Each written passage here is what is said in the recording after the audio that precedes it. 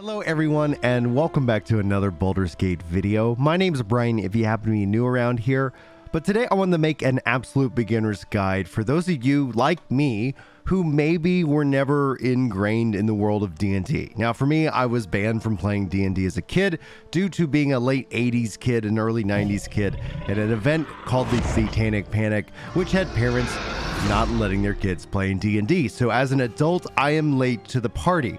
And so for the last 3 years, I've had Baldur's Gate 3, and I thought I'd sit down today and really kind of walk anybody who might have had a similar experience, or those who might be on the fence about picking up this game, or maybe you've bought this game and you've got some questions. I thought I'd try to spend some time kind of having my approach, how I view this game, how this game has been a very awesome learning tool for the world and rules of D&D. So this is what the video is going to focus in on. Now, a note to self, for those of the experts out there that are watching this video, feel free to teach me everything that I get maybe wrong. Guys, use the comment section as well. I tend to get a lot of experts in videos, and I always appreciate their guidance and their support and their direction, because that's how we learn and that's how we all get better. And that's one of the reasons why I like making guides, to share with you guys what I've learned, but at the same time to tell you guys that I'm still learning, and that's a part of the process and a part of the fun of these games. So today's video, the first thing that I want people to take away above and beyond anything else I say here is that there is the ability to respec. You're going to be able to change things about your character later on in the game. And I think that's a real key point. I see a lot of people like myself get into this analysis paralysis when it comes to the game. What character should I make? What race should I make? How am I going to be the most optimal? And I want to encourage you to experiment and not worry about making mistakes. There's obviously things that are going to be beneficial to you and your experience, and that's what we'll spend some time in today's video going over. But first, let's talk about race and class. These are some of the key aspects and what these values mean. Obviously, being on an origin tab, you can pick your name.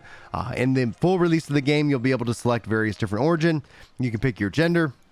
And then essentially you can select your background, which if you look over here on your proficiencies will change the values of what each an option gives you. If you ever want to know exactly what this means, you just can hover over with your mouse and see exactly what it will kind of translate to. Now, if you guys are brand new to D&D, there's going to be various different checks that happen in the game. It could be happening in battle, but also as you play and progress through the story, the options that are given to you. Your class, your race will have benefits, and you'll be able to perform, like persuasion or feats of strength, and those are going to roll dice to see if you succeed or don't. And based off of your proficiencies, based off of your abilities and your strength, like all of these things will help you out. They could also hinder you. You could see how things might end up having a minus to your check. So in this case, strength being at an 8. So depending on your abilities here, this is going to be how the game plays itself out. Now you can always F5 to quick save. You can also F8 to quick load, and that will allow you to maybe have a couple of different goes at it, but I'm going to leave how you decide to play the game up to yourself. The beautiful thing, the thing I enjoy about it is that whether I succeed or fail, the story still continues. It still unfolds, and I might have new options available to me, or I might learn new things or take a different approach with more information. And that's a part of the exciting thing about this being an RPG. But I would personally recommend, if you don't really know what to pick, find something very simple. Don't overthink it. You can always come back because there's so many ways to enjoy, so many things you can experiment with in this game. I would recommend that you probably will have a couple different characters, but I would spend a little time under your race and class, and you can find that these pair really well. It's interesting to me that they're separated by your appearance, and you have a lot of appearance options, but we're going to focus in on the race. Now, when the game fully releases here on August the 3rd, you're going to have more races than this. You also have a subset race, and then you can see how these things can give you new options. Here's the thing. What's a cantrip, right? Like, this was something that was very educational to me. Cantrips are your abilities that are just always ready. So it's kind of like a default, here's the skill that I have that's always ready. I don't have to equip it. It's always equipped. It's always ready to go. But in this case, like as a high elf, you get one cantrip, and then you can decide to select that out with any of the additional spells.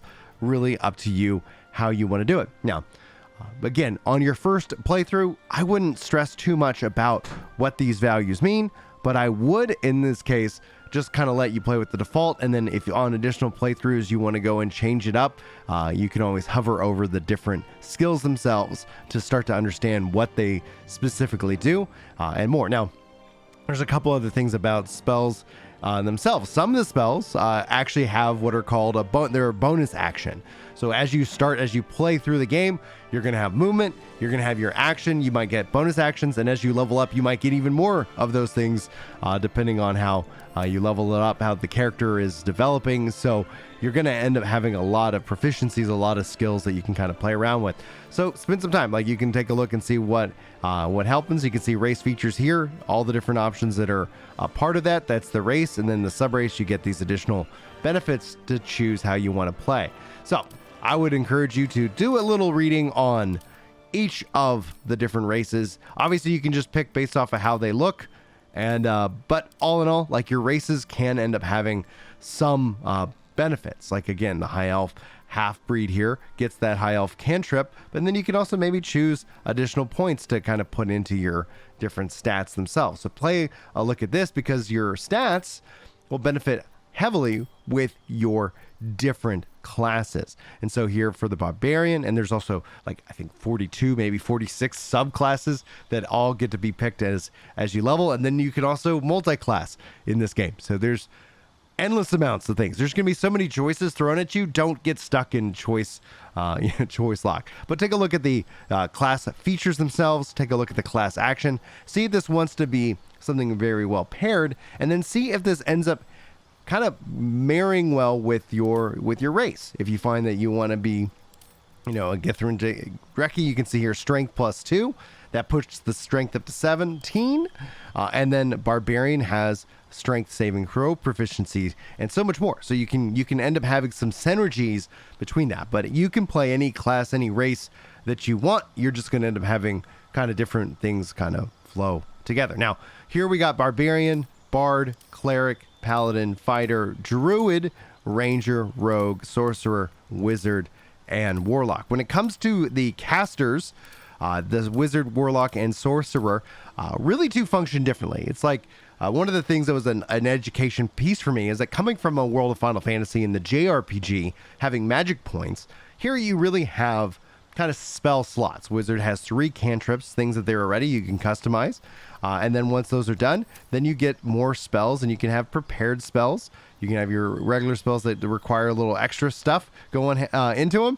And you can see here what are the class features and what's the actions that you have. Arcane Recovery, you can replenish expended spell slots while out of combat. And so one of the aspects you'll learn is there's resting and there's camping, and that's going to help revitalize your spells. Combat is very tactical, it's very strategic. You want to be able to play to the strengths and give yourself as many benefits as possible, and that's essentially kind of playing around with what you have. Sorcerers and Warlocks, their magic and their setup works vastly different. You can see here the Sorcerer has more cantrips, but less spell slots, especially when to start. And then Warlocks also function a little bit differently. Less cantrips, more on maybe how they decide to use their weapons and taking advantage of some of the magic as well. I know I'm not going into as much detail as I could, but there's some really great videos out on YouTube that can really kind of break down how you want to play, especially a caster in this. For me, personally speaking, I tend to try to go more into survivability. Barbarian is an excellent choice due to its absolute massive amount of HP. So you're going to have the maximum hit points per level that you can have, and that's going to just overall increase your survivability, and you can choose to use that front line. Now, this is the D&D 5e version of the game. That means there's not a true quote-unquote tank. You're not going to have a lot of abilities that are going to keep the enemies focusing in on you. So you're going to have to be kind of smart about how you choose to approach combat scenarios. And one of the key aspects is going to be high ground. That's going to be something very natural for you to take advantage of. So as you decide to choose, you can go into your skills and you can pick additional skills and things like that that you want to have a little bit of more flexibility in your options. And then finally, under your abilities, you can see here, you can decide you want to change some things up. In this case, assigned ability points is 0. You got 27, and you can choose to kind of make a couple of changes. So if you want the lower, some options, you can do that. But obviously some things are going to be capped. So you want to increase your dexterity. You're going to have some choice things, options to do there. Because in this case, 17 is the highest I can get on this. Okay, so now that we've created your character and you're progressing through the game, there's a couple things I'd like to kind of point out to you. It's things that you can get used to in how you approach. Obviously, it is a click to move with the mouse. Keyboard and controller is somewhat supported. I know I had that working, and we'll be putting out updated guides on the system here later. I want to encourage you to loot everything. Play around with that. You can always pull up your main character, the party tab view. This will also allow you to transfer and move items from one to another, even while in combat, especially when it comes down to potions and self-healing. You'll have characters that can cure. In this case, like I know Shadowheart has, obviously laying on hands, healing word, and the ability to heal and do various things. But it is important that you take advantage and use potions and things like that when you have the need for it, and they're going to show up in your items themselves. I would familiarize yourselves with your various actions. Occasionally you're going to run into items that will not let you progress unless you decide to jump over them. And so play around with your different skills for hiding, shoving. Shoving is a really important one that I've learned. You can shove people, especially if you're on the high ground, off cliffs into hazards. This being a bonus action allows you to attack and then push somebody further away, either killing them or doing way more damage. You'll also notice that you'll have two different types of weapons. So if I pick on Tab in this case, I'll have a ranged weapon and I'll have my melee weapon. So you can pick, so you can always be putting out some kind of damage, playing either the long game or more, and then it will show you what skills you have available to do so. You can always click on the X to return to and highlighting your various skills, like your common, your barbarian focused, your items, your passives, and various different custom things that you can kind of put in there. And so feel free to play around with the inventory itself. You can obviously drag and drop and kind of move things around to give you the best kind of setup so you know what to do. Now, in combat, it's very turn-based, but outside of combat, you can decide that you're going to run around. If you hit your home key, the camera will focus back on your character, but you can use the WASD to kind of start to explore and look around. Pressing down on the mouse as a click button will give you the ability to rotate, and obviously the M key will bring up your map as you explore the world that is contained within. So this is kind of where getting comfortable with the user interface and the different options will give you a lot of things that will give you just that comfort level when exploring and playing. Now, again, you want to use and highlight. I like to kind of rotate my mouse a lot. You'll see me kind of moving it over and over and over again. I like to move my mouse and highlight everything.